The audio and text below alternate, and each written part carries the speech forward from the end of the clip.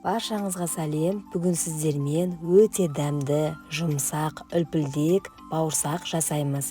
Менімен бірге болыңыздар. Ең алдымен жылы сүтке тұз, шекер және ашытқышты қосып, жақсылап араластырып аламыз.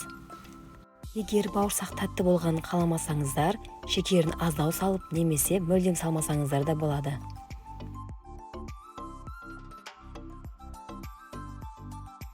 Үстіне пісте май, жұмыртқа салып, араластырып, ұнды електен өткізіп, жұмсақ қамыр илейміз.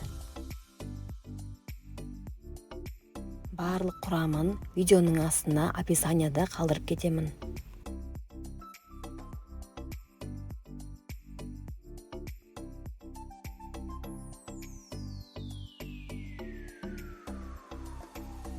Бауырсақ жұмсақ болу үшін видеода көрсетілгендей жайлап илейміз.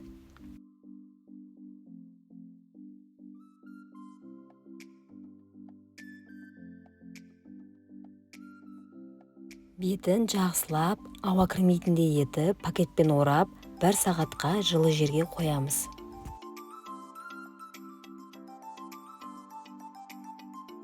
Қамырымыз 2 есе үлкейді. Енді бауырсақты пісіруге кірісеміз.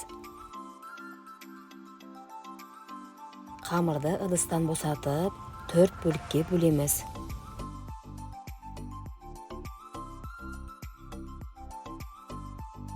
Әр бөлікті видеода көрсетілгендей дөңгелек пішінге келтіреміз.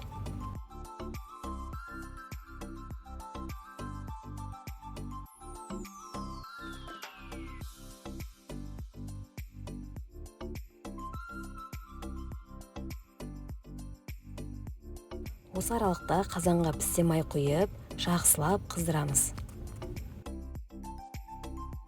Майымыз қызғанша қамырды жайып, бауырсақ пішініне келтіреміз.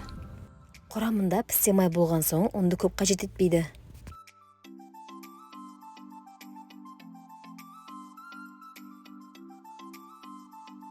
Қамырдың қалыңдығын 2-3 мм етіп жайып аламыз. Қатты жұқа болмау керек.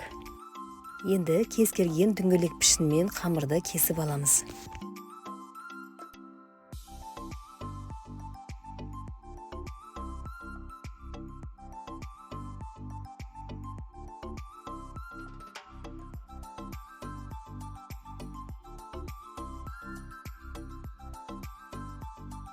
Май қызған соң дайындап алған қамырымызды салып, 2 бетінде қызартып, видеода көрсетілгендей пісіріп аламыз.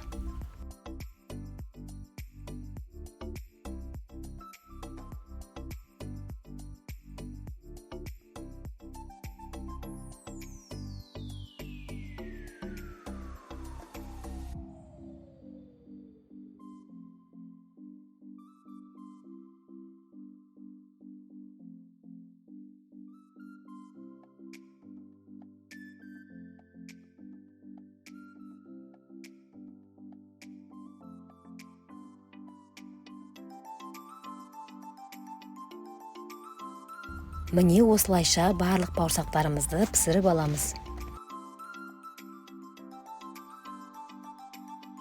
Көріп тұрғандарыңыздай өте оңай, ал дәмі керемет болып шығады.